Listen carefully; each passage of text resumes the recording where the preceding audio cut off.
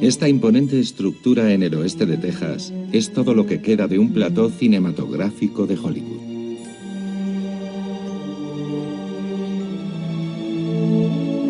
Estas ruinas, erosionadas por los elementos, son los últimos vestigios de la mansión Reata. La imagen icónica de una película que se convertiría en un clásico del cine americano. Rodada en 1955, Gigante, basada en la novela de Edna Ferber, se estrenó con un gran éxito de crítica. Protagonizada por Elizabeth Taylor y Rock Hudson, fue nominada a 10 premios de la Academia. Y fue la última película que hizo James Dean. Gigante es el drama épico de 3 generaciones de una dinastía de rancheros tejanos. Inauguró una nueva forma de western.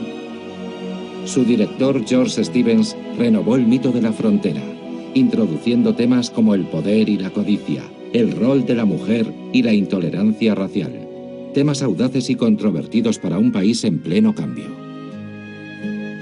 Esta es la historia de las personas que estuvieron allí, muchas de ellas niños, que fueron testigos de primera mano del rodaje de Gigante. Lo que vieron fue un reflejo de sí mismos, sin darse cuenta de que Gigante se convertiría en una crónica perdurable de las vidas que ellos mismos estaban viviendo aquel verano de 1955.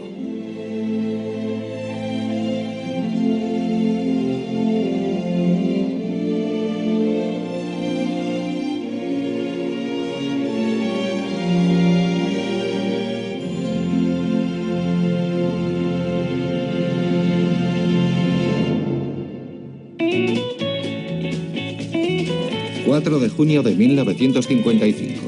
Era como si todo Hollywood hubiera bajado hasta Marfa, Texas. Grúas, focos y generadores marcaban el comienzo del rodaje de Gigante.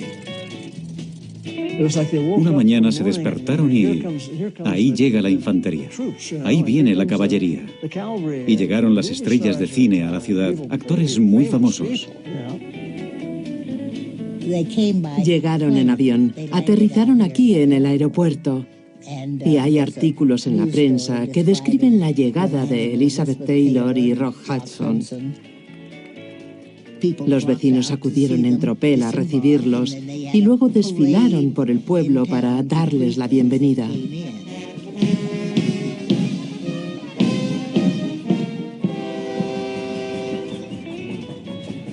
El resto del reparto y del equipo llegó a la ciudad en tren, incluido James Dean.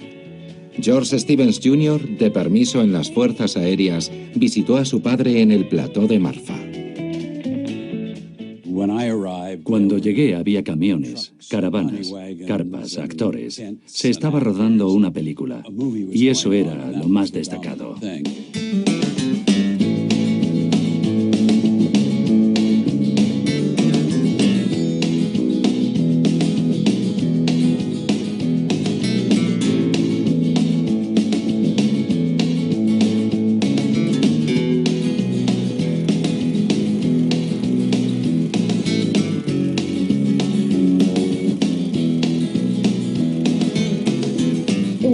Creo que fue maravilloso para nuestra región, no solo comercialmente o económicamente, también porque puso a Marfa en el mapa. La construcción de los enormes decorados de la película comenzó en las instalaciones de Warner Brothers. Luego fueron transportados miles de kilómetros en tren hasta Marfa, Texas.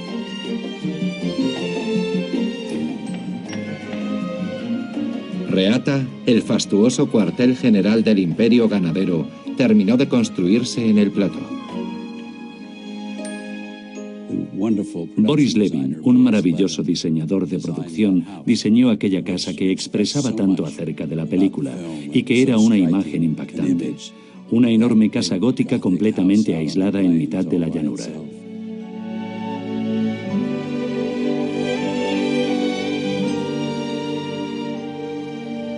Se necesitaba una localización cinematográfica que expresara la amplitud y grandeza de aquella tierra. Se barajaron muchos lugares del sudoeste y de México. Pero George Stevens estaba convencido de que Gigante pertenecía a Texas. Stevens envió a su jefe de localizaciones a una gira de 10.000 kilómetros por el sudoeste.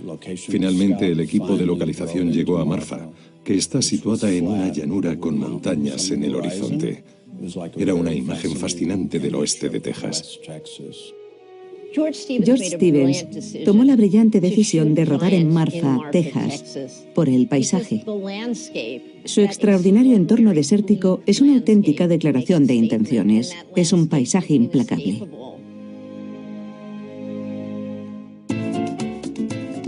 La elección del reparto de los 3 protagonistas de Gigante, Vic Benedict, Leslie, su mujer y Jet Rink, conmocionó a Hollywood. Todos los periódicos y revistas querían ser los primeros en anunciar el reparto. Rock Hudson fue el elegido para interpretar a Vic. Una de las razones por las que George quería a Rock Hudson para Vic Benedict era porque le había encantado su forma de envejecer en obsesión. Pensó que podría interpretar al joven Vic y al viejo Vic, y eso era lo que le gustaba de él. Stevens había trabajado con Elizabeth Taylor en Un lugar en el sol y la eligió para interpretar a Leslie Benedict. Elizabeth también aportaba un activo extraordinario a esta película. El mismo activo que hizo que George Stevens la eligiera como única candidata para el papel de Angela Vickers en Un lugar en el sol. Ella podía llenar los cines. Elizabeth Taylor era una de las mujeres más bellas del mundo, pero George sabía que ella era mucho más que su físico. Elizabeth era muy fuerte y era una actriz magnífica, aunque mucha gente no lo apreciase debido a su gran belleza. El personaje más complicado fue el de Jet Rink. Warner Brothers hizo una lista ideal de grandes estrellas que podrían interpretar ese papel. Finalmente Stevens se decidió por un principiante, James Dean. Pensaron en actores como Marlon Brando o Montgomery Clift para el papel que finalmente consiguió James Dean. Él fue la última decisión importante para Gigante. Mucha gente le dijo a Stevens, no te arriesgues con ese chico. Pero él vio algo en James Dean, vio que podía ser Jet Rink. La selección de los actores secundarios se prolongó durante casi un año. Dennis Hopper interpretaría a Jordi, el hijo de Vic Benedict. El Holliman fue elegido para interpretar a Bob Dace, su yerno. George me llevó fuera y caminamos por el plató. Yo estaba decidido a decirle, muchas gracias, pero no. Estoy encantado, pero no, gracias. Pero él simplemente me sedujo. Una actriz mexicana de 16 años, Elsa Cárdenas, interpretaría a Juana. Su personaje era clave para narrar la tensión racial en la película. Ser elegida para una de las películas más importantes que Hollywood había hecho después de Lo que el viento se llevó, una grandísima película, fue simplemente increíble. No me lo podía creer. En los años 50, la vieja forma de hacer negocios de los estudios llegaba a su fin. El éxito de la televisión representaba una seria amenaza para la taquilla. En el lugar y en el momento justos de su carrera, George Stevens, ahora un director independiente, tenía el poder y la experiencia para que el estudio comprara la controvertida novela de Edna Ferber. Creo que Warner Brothers se arriesgó mucho con esta película, a pesar del hecho de que había sido el libro más vendido aquel año y de que Ferber ya era un fenómeno de ventas en Estados Unidos. A todo el mundo le gustaba su trabajo, o al menos quería comentarlo. Edna era muy polémica, y la polémica vende. Mi padre llegó a un acuerdo con Jack Warner para hacer Gigante, por el cual no cobraría un sueldo. Trabajó durante 3 años en el proyecto, pero él era propietario de una parte de la película y tenía todo el control. Stevens reclutó a 2 antiguos colaboradores, Ivan Moffett y Fred Guiol, para convertir las 447 páginas de la novela en un guión cinematográfico. Pasé aquel año trabajando con mi padre, Fred Guiol y Ivan Moffett, en el guión de Gigante. Trabajábamos en Hollywood Norte, en el salón de la casa de mi padre. Nos reuníamos todos los días y trabajábamos en el guión. Ivan Moffett, un destacado guionista de Hollywood, fue clave para desarrollar la personalidad de los personajes de la novela. Los retratos, los perfiles, se usaron para desarrollar en profundidad los personajes. George era muy descriptivo y eso se notaba sobre el papel, pero yo creo que en realidad era una buena fórmula porque, por así decirlo, llenaba los vacíos. Y estoy segura de que a George Stevens, Ivan le resultaba fascinante. Puede que Estados Unidos no estuviera preparado para la lucha de clases y los conflictos de Gigante, pero Ivan creía que era importante formar parte de aquello. Edna Ferber deseaba participar en el proyecto y Stevens también quería que lo hiciera. Durante el proceso, ella escribió algunas cartas hilarantes a su editor Doubleday y a algunos amigos. Todos querían saber cómo era su vida en Hollywood, porque ella siempre se había negado a salir de Nueva York, donde trabajaba. Y ella decía, este joven sabe tanto sobre Texas como yo sobre Irán, menos incluso. Ivan tenía sus opiniones y las expresaba. Aunque Edna fuera una auténtica pelma y nosotros pensábamos que lo era, porque se entrometía en todos los detalles, todo eso se superó. Lo que el pueblo americano puede hacer es permanecer alerta día y noche. Fue interesante. Durante las audiencias de la Comisión McCarthy, nosotros solíamos tomarnos un descanso. Mr. McCarthy, no discutiré esto más con usted. Y si hay un Dios en el cielo, no le hará ningún bien, ni a usted, ni a su causa. Estábamos muy preocupados por los interrogatorios de McCarthy y escribimos muy poco aquel día. Pero es interesante que aquel fuera el ambiente en Estados Unidos cuando escribimos ese guión.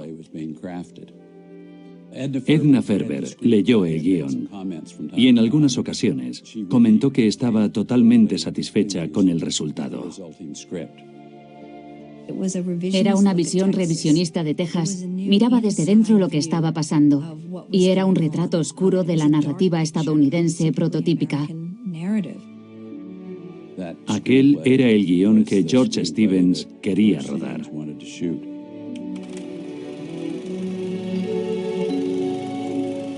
A los vecinos de Marfa les ofrecieron trabajo como figurantes en la película. Mi tío y mi tía trabajaron de extras en la película. Salían en la escena de la barbacoa. Podemos ver la mansión como telón de fondo. Allí hay un rancho. Es un rancho vecino al nuestro. Los vecinos estadounidenses de origen mexicano también fueron contratados como extras. Muchos de ellos eran niños. Cuando le dije a mi madre, ¿sabes? Voy a salir en la película Gigante. ¿De verdad? Me dijo. Yo le dije que sí, y ella me compró un par de pantalones nuevos y una camisa nueva. Eso no era lo que ellos querían. No querían que saliera un niño mexicano con una camisa nueva. Pusieron un anuncio pidiendo niños. Concretamente pedían niños con perro. Y yo entonces tenía un chucho. Creo que se llamaba Pinky.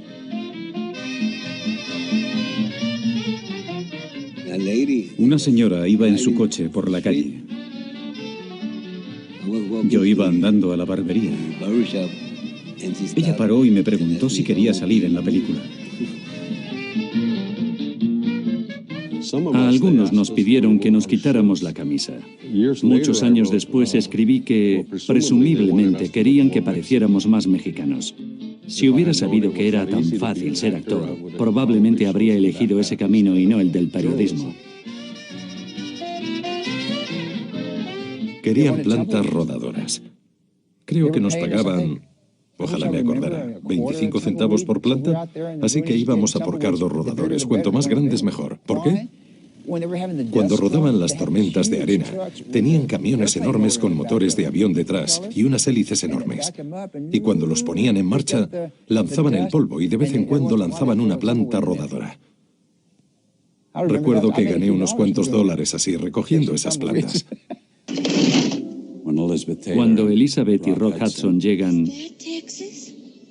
recién casados, y miran a su alrededor y solo ven el viento, el polvo y las plantas rodadoras y nada más hasta donde la vista puede alcanzar, expresa visualmente quién es esa chica, esa amazona de Virginia, que llega a una tierra diferente. Y eso se convierte en una especie de metáfora de las diferencias que ella y su esposo, Vic Benedict, tendrán que superar durante toda la película. Ferber, al igual que Stevens, estaba muy interesada en reinterpretar la idea del western y explorar el impacto que la mujer podía tener en el oeste. Veían el personaje de Leslie como el protagonista principal y querían ver cómo influía eso en el western. El personaje de Elizabeth Taylor era feminista, antes de que fuera un tema de discusión en este país.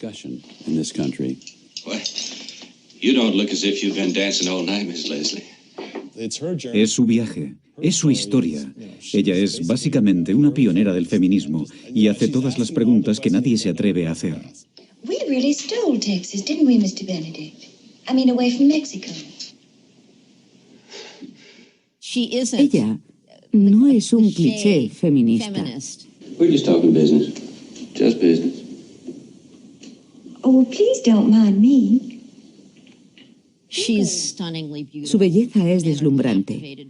Los hombres están cautivados por su belleza, pero les espanta el hecho de que quiera participar en las discusiones sobre política. Y ella les acusa de comportarse como neandertales. You ought to be wearing leopard skins and carrying clubs. Politics. Business. What is so masculine about a conversation that a woman can't enter into? Leslie, you're tired.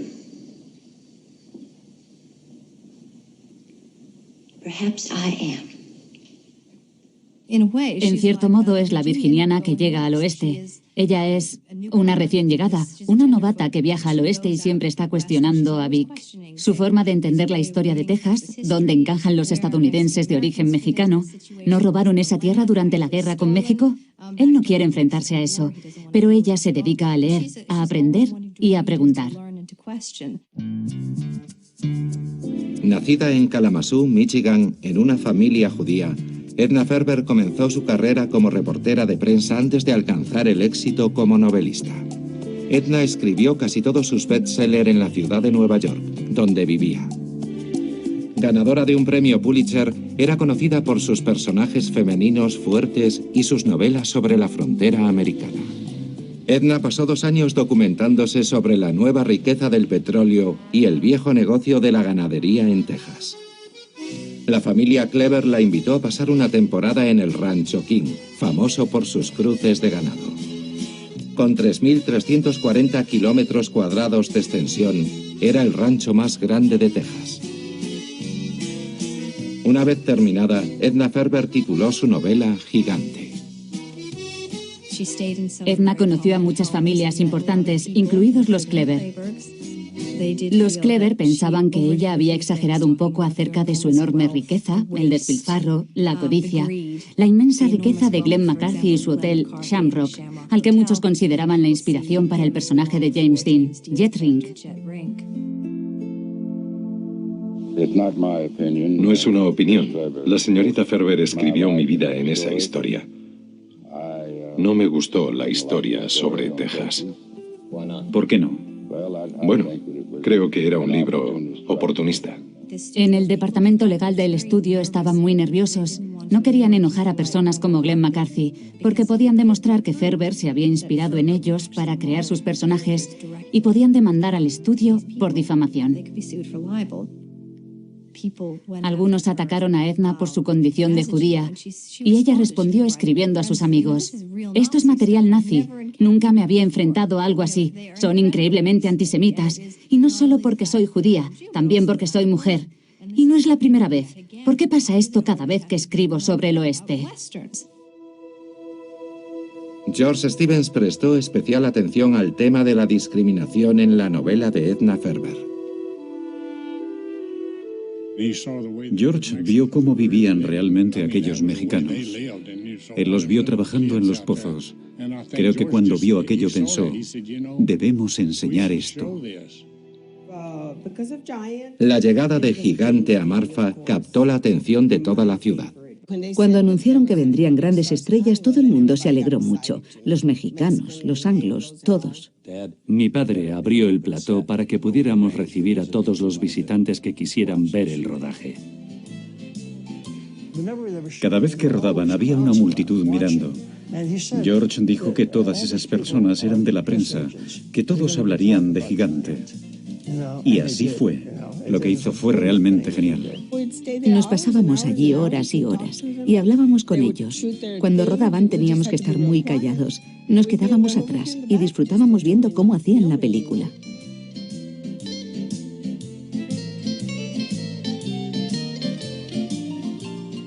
Yo estaba deslumbrada por aquellas estrellas. Entonces tenía 11 años y tengo muchísimos recuerdos, como cuando le pedí un autógrafo a Elizabeth Taylor y ella no me lo dio.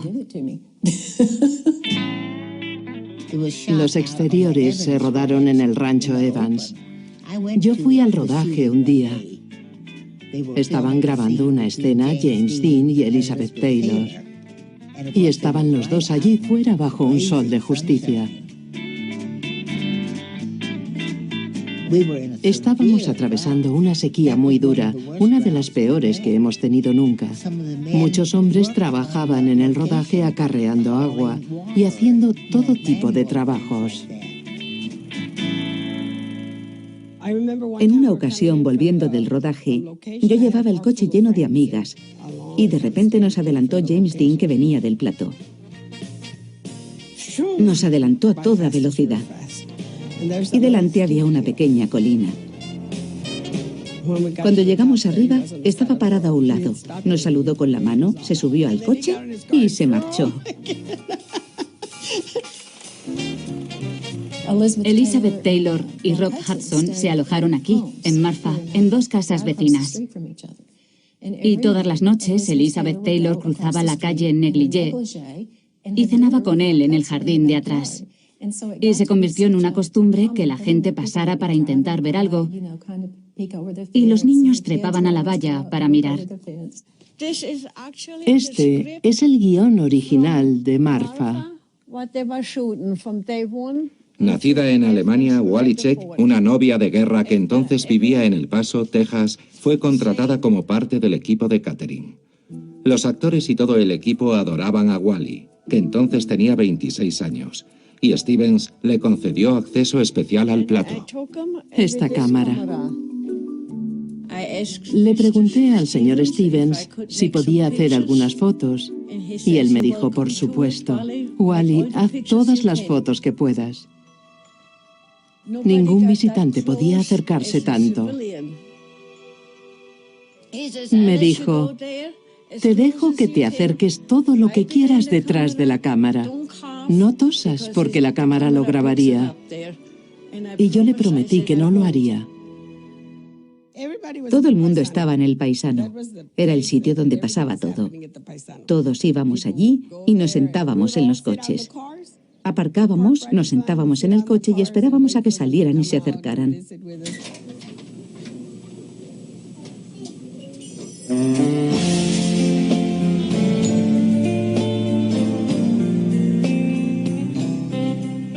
Todos salían a charlar. A James Dean le gustaba hacerse fotos con nosotros, firmar autógrafos. Era muy simpático. Es verdad, Jimmy Dean era el más amable de todos. James Dean salió del hotel y me hice una foto allí con él.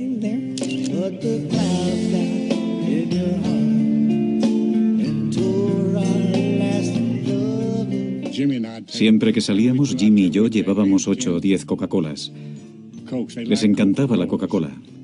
Cogíamos un cubo con hielo, las sacábamos y se las dábamos a los niños. Coca-Colas. Y ellos nos seguían. La mitad ni siquiera hablaba inglés.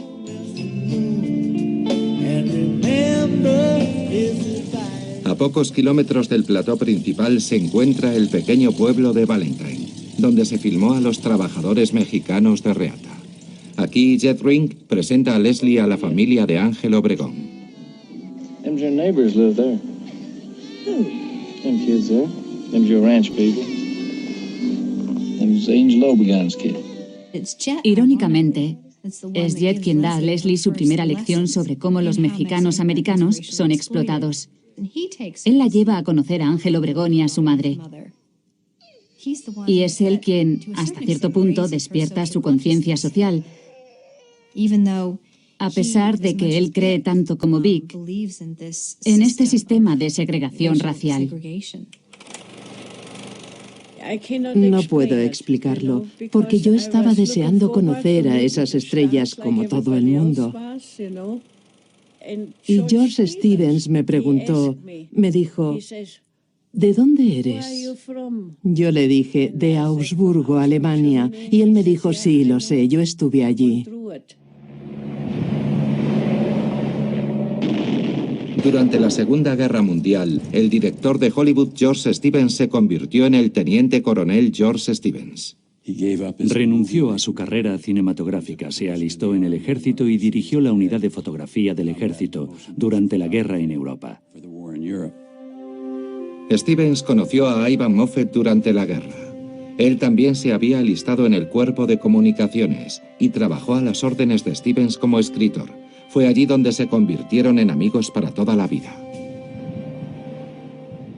Durante aquella época vio muchas cosas. Y cuando la guerra estaba acabando, fue uno de los primeros que entró con su unidad en el campo de concentración de Dachau. Allí filmaron imágenes para que nadie pudiera decir en ningún momento que aquello nunca había pasado. Yo, George Stevens, teniente coronel del Ejército de Estados Unidos, por la presente certifico que estas películas constituyen una representación fiel de los individuos y escenas fotografiadas, y que no han sido alteradas de ninguna forma. Vio algo profundo en la condición humana. Y aquello le perturbó. ¿Cómo hacen eso? ¿Qué está pasando? ¿Qué hay en nosotros?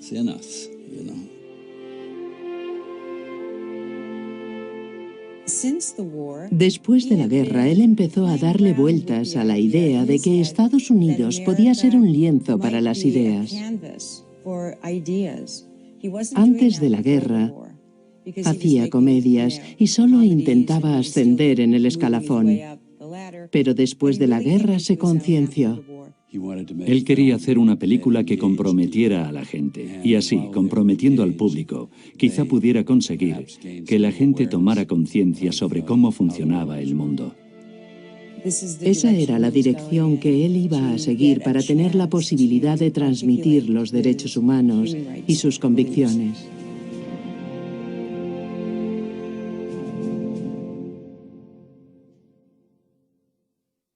La experiencia de Stevens en la guerra fue el catalizador para la escena de Ángel Obregón, que él mismo escribió para Gigante.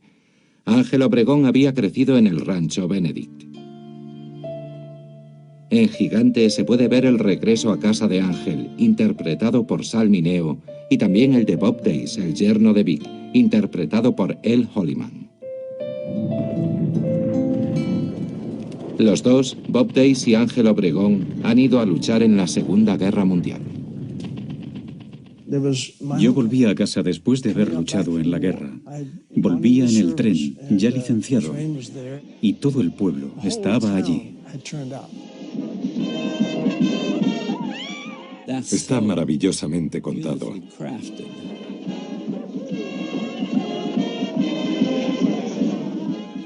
Empieza con la fiesta y es magnífico. Hay luz, actividad, alegría y fiesta. Y entonces se para todo en seco con el titular de un periódico.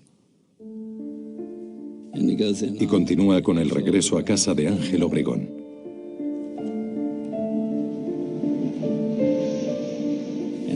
Entonces la pantalla se llena con la imagen de ese tren moviéndose. Es completamente abstracto.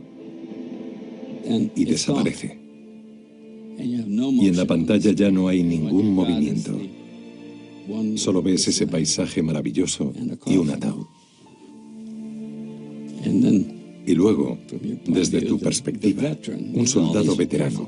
Todo está elegido cuidadosamente. Entra un veterano latino con su pequeña gorra y saluda al ataúd. Stevens hizo que millones y millones de personas, de todas las edades, de todas las razas y de todo... Si mandas un poeta a la guerra, consigues algo diferente. Stevens prefería representar las cosas para los actores antes que decirles cómo debían hacerlo. Él prefería mostrárselo. Era un perfeccionista, pero era fantástico con los actores. James Dean estaba interesado en dirigir películas y llevaba una pequeña cámara de cine al rodaje de Gigante con la que grababa todo el tiempo.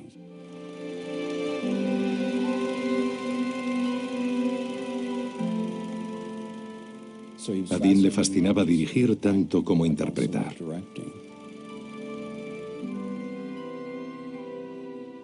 Y poder aprender al lado de Stevens le pareció una experiencia fantástica.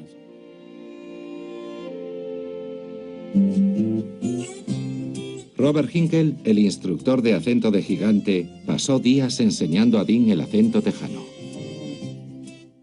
Cuando le conocí me dijo, quiero ser tejano las 24 horas del día. Y dijo, cuando hago una película quiero meterme en el personaje, es lo que quiero hacer.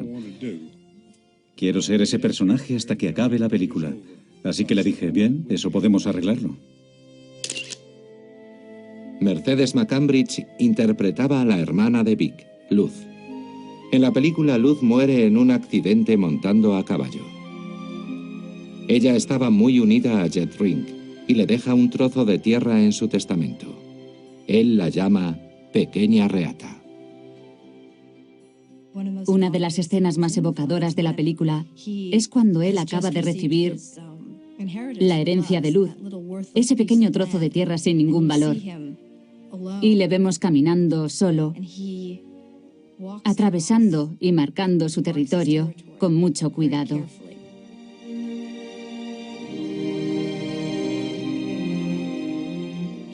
Es un pionero. Está recreando una de esas viejas historias tejanas sobre la frontera. Lo vemos disfrutando de la sensación de poseer la tierra y de no estar sometido a nadie. Liberado finalmente de la estructura económica del rancho Benedict, donde él solo era un sirviente, un blanco pobre. El público se identificó con él, un don nadie que se convertía en alguien. I guess you're about the best looking gal we've seen around here in a long time. I think. Durante el rodaje, Liz Taylor fue como una madre para James Dean. Pero en la película, ella es su amor imposible.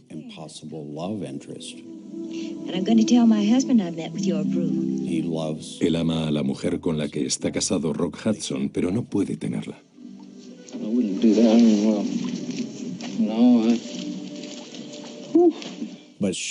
Pero es ella quien le hace rico. Ella va a verle, pisa el barro y se marcha a casa. Y es entonces cuando mana el petróleo. Ella es la catalizadora de su riqueza.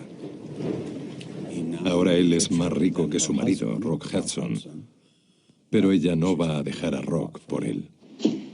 I'm gonna have more money than you ever thought you could have. You and all the rest of you stinking sons of Benedicts. Esto es de cuando estaban rodando la pelea en el porche. Dean cree haber encontrado petróleo, pero solo había encontrado molasas. No era petróleo, eran molasas. Tuvieron que repetir la escena 6 veces para conseguir la toma buena, porque George Stevens era un perfeccionista. Dean estaba muy alterado y le dijo, «Hijo de perra».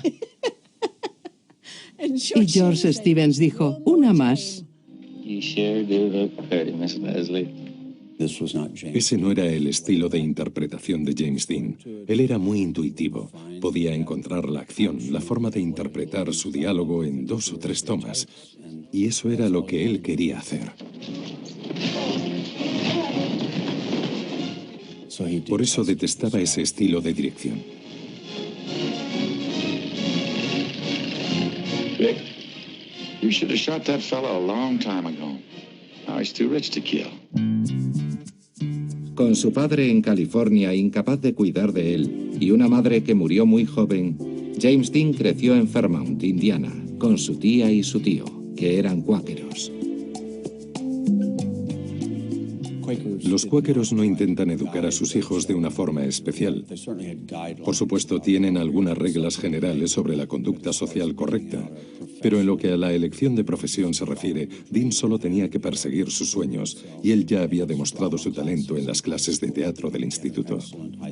Allí tuvo un excelente profesor de teatro que le animó, y James decidió ir a Hollywood.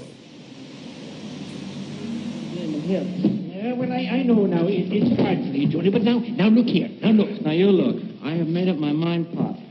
I got to get money for my kid, and I'm going to get it. But you're young. Apareció en unos 25 programas diferentes de televisión.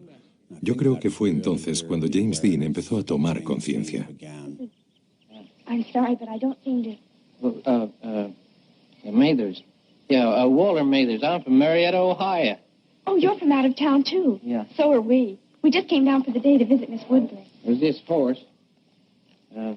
Dean asistió al Actors Studio y odiaba la forma en la que Strasberg intentaba deconstruir la interpretación de los actores, así que no es un producto del Actors Studio. Él no es un producto del método. Realmente, él fue un actor intuitivo. Dennis Hopper fue elegido para interpretar a Jordi, el hijo de Vic que algún día dirigiría el rancho. En lugar de eso, Jordi se convierte en médico y se casa con una estudiante de enfermería de origen mexicano, Juana, interpretada por Elsa Cárdenas.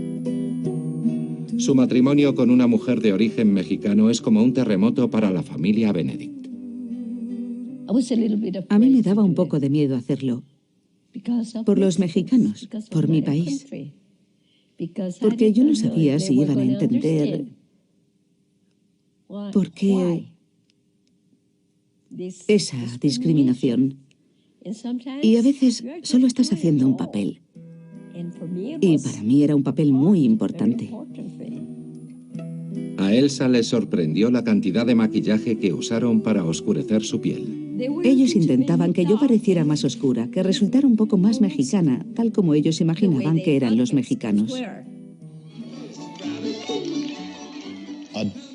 Que su hijo se casara con una mexicana de piel oscura tenía que ser mucho más que una afrenta para Vic Benedict.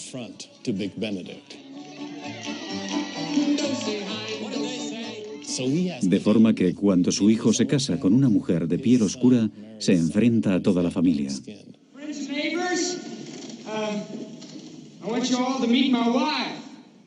Benedict es un racista, y cuando ve a esa mexicana de piel oscura, por Dios, pero finalmente lo supera y lo acepta. El papel de Elsa era muy pequeño.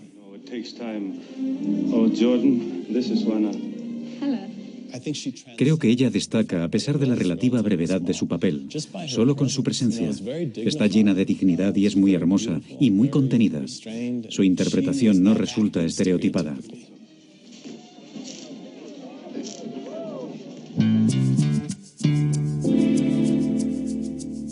En Gigante, hasta que interviene Jordi, a Juana no se le permite la entrada a la fiesta de bienvenida a Jet Rink en su nuevo hotel. Jet Rink se ha hecho millonario con el petróleo. Gigante fue única porque hablaba de los prejuicios raciales, trataba de la segregación racial en Texas. Y eso era algo nuevo porque nunca antes se había visto una película igual. La escena en la cafetería Sarges es una de las más complejas de Stevens y no aparece en la novela de Ferber. Stevens creó la escena y le costó una semana de rodaje conseguir lo que buscaba.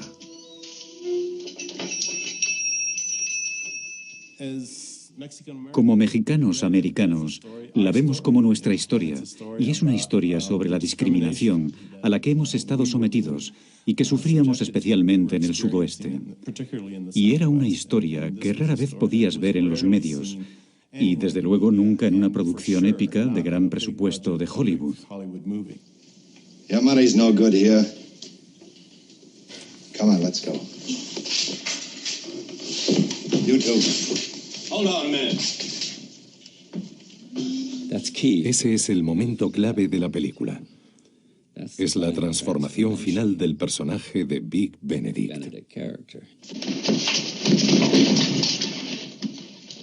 You're out of line, mister. El viaje de la película finaliza cuando él defiende a alguien que no es de su familia, a un mexicano-americano, y ese es el giro que hace.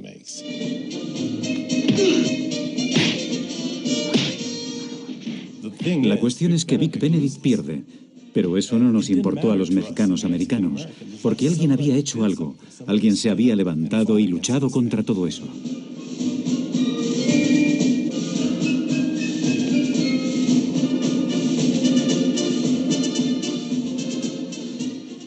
Pierde la pelea pero gana la guerra. Es humillado por ese racista porque acaba en el suelo, pero él es el que gana, porque ahora es libre, se ha liberado a sí mismo. Por eso Leslie le dice lo orgullosa que se siente de él y cómo se ha convertido en su héroe. Tras 44 días de rodaje, los actores y el equipo habían concluido su trabajo en Marfa. La película se trasladaba a los estudios de la Warner hasta su finalización. Era como si todo el pueblo hubiera ido a despedirnos a la estación. Camino de la estación, apareció Rock Hudson con su prometida.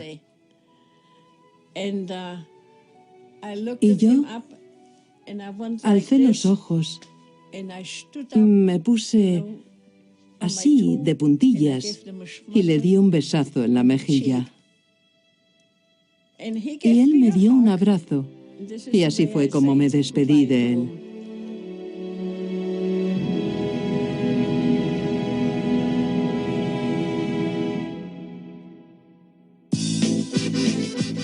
Durante 3 meses más, Stevens rodó las escenas de interiores de Gigante en los estudios de la Warner.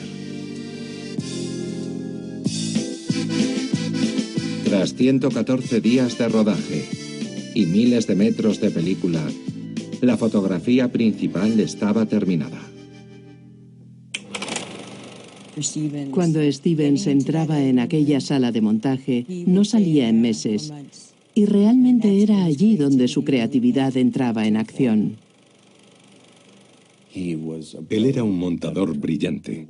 Trabajaba con sus propios montadores y creo que tardaron más de un año en montar Gigante. Kilómetros y kilómetros de película.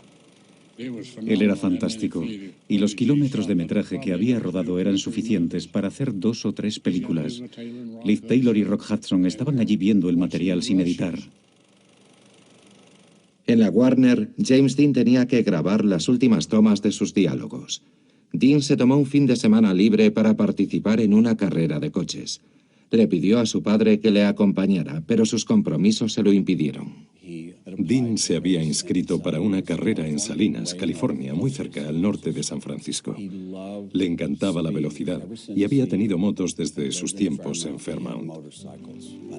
Creo que tuvo su primera moto a los 10 o 11 años. Y cada vez iba teniendo motos más grandes. En Los Ángeles, en cuanto pudo permitírselo, se compró coches deportivos. Un mecánico alemán de Porsche le acompañó en su viaje al norte. Un tipo llamado Donald Tarnatzid entró en la autopista y James Dean no lo vio hasta que ya era demasiado tarde. Chocó contra la parte trasera del automóvil.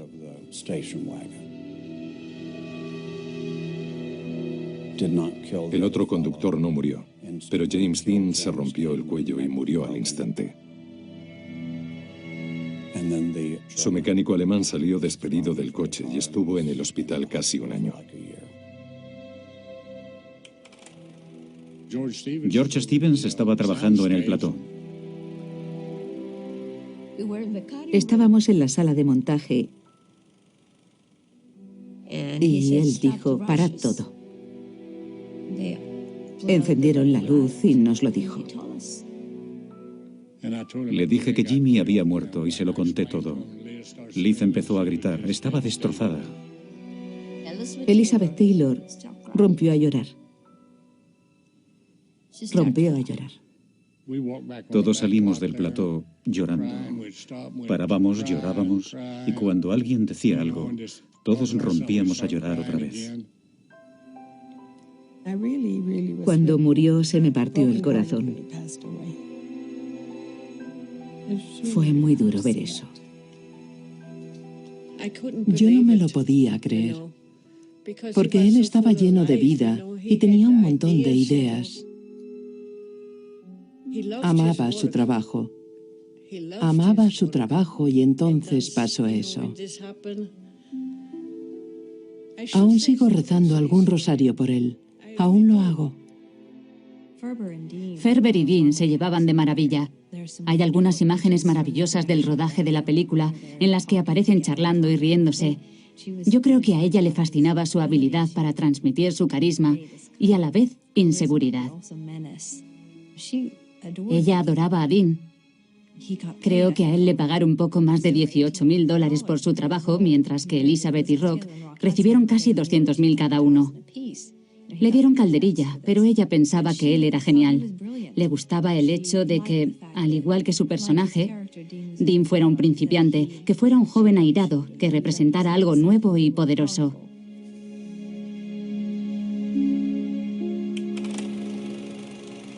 Stevens y su productora hicieron muchos preestrenos. Había mucha inquietud, muchos nervios, como puede leerse en las tarjetas de comentarios. Muchos hombres dijeron que no les gustaba la así llamada perspectiva espalda mojada de la película. No les gustó que una mujer diera lecciones a los hombres sobre esos temas y minimizaban la importancia del tema racial. Pero les gustaron las escenas con el ganado y las escenas de vaqueros. Con una duración de más de 3 horas, Gigante se estrenó en octubre de 1956 con un gran éxito.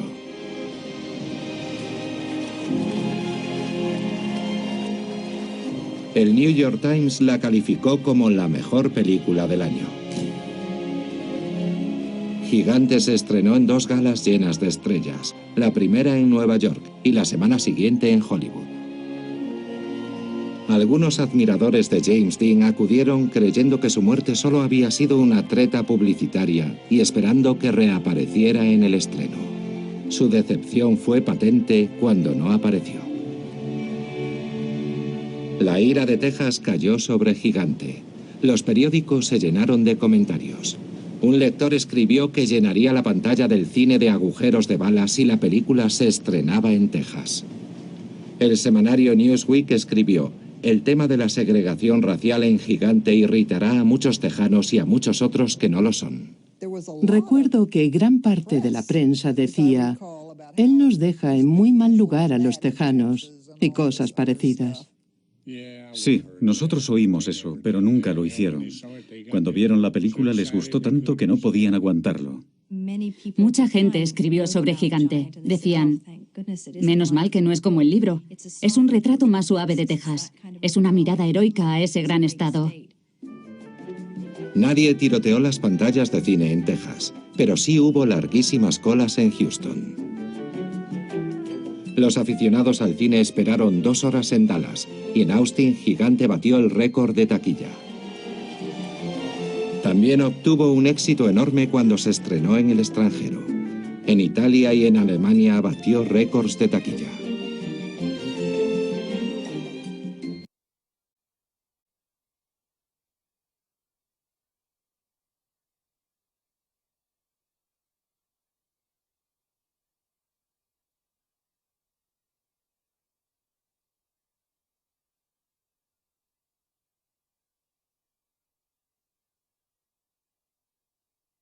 Y fue extremadamente popular en Francia. Gigante también se estrenó en Latinoamérica y México. Y la ganadora es Gigante, George Stevens.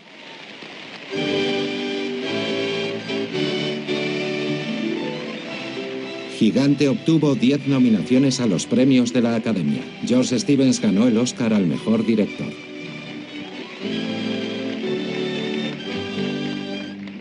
Gracias, señor. Como director elegido para subir aquí entre este magnífico grupo de nominados, les diré en su nombre y en el mío propio que la silla del director es un lugar maravilloso para ver cine. Aunque Elizabeth Taylor no fue nominada al Oscar, su sutil interpretación de Leslie supuso un punto de inflexión en su carrera. Rock Hudson fue nominado a Mejor Actor. Tuvo suerte de conocer a George Stevens porque él le cambió como intérprete. Después de Gigante se convirtió en un actor mucho más serio.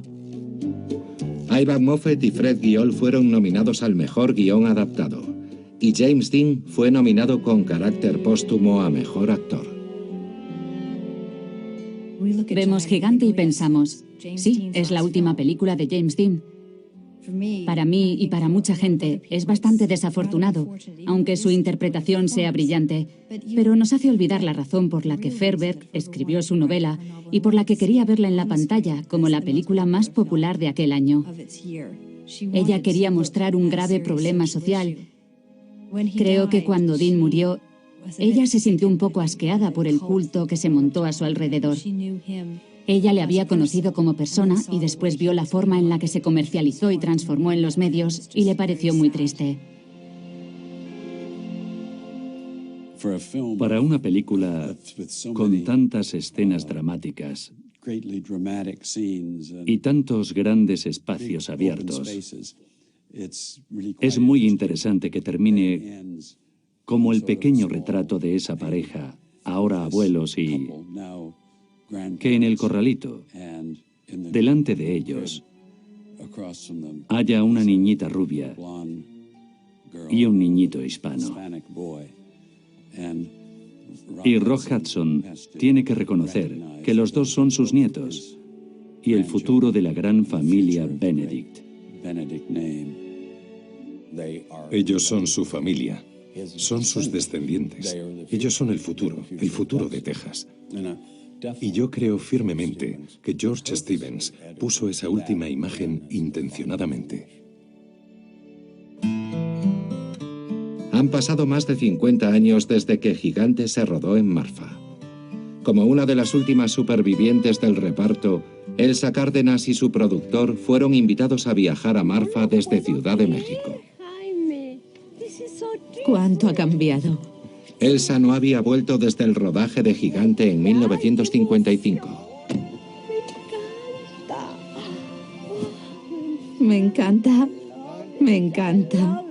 Bienvenida al hotel. Gracias. Estaba encantada, maravillada, y ella pensó que nunca más volvería a Marfa, a venir a visitar el lugar. Y vinieron a su mente muchos recuerdos. Elsa se alojó en El Paisano, su hotel durante el rodaje. Ella estaba empezando en el cine. En cierta forma es como volver al lugar donde empezó su carrera. Entonces, ¿cuál era? ¿Lo recuerdas? Bueno, quizá esa era la altura, ¿verdad?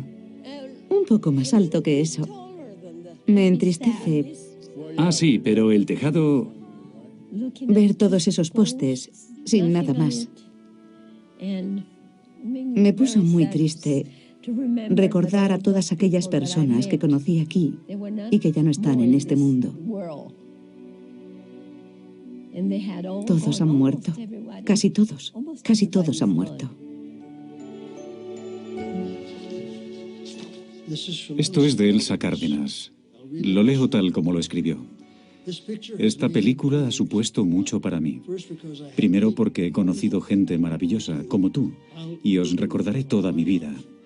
Ojalá vuelva a trabajar contigo. Siempre te llevaré en mis pensamientos y en mi corazón.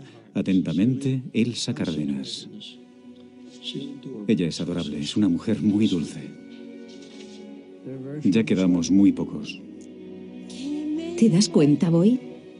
Ha pasado tanto tiempo.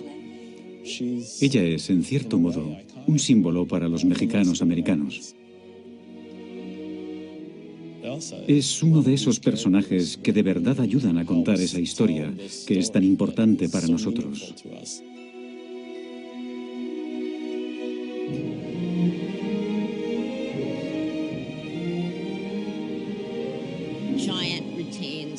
Gigante sigue siendo extraordinariamente actual. De hecho, resulta sorprendente que un tema tan candente a mediados de los años 50 no haya desaparecido o se haya solucionado.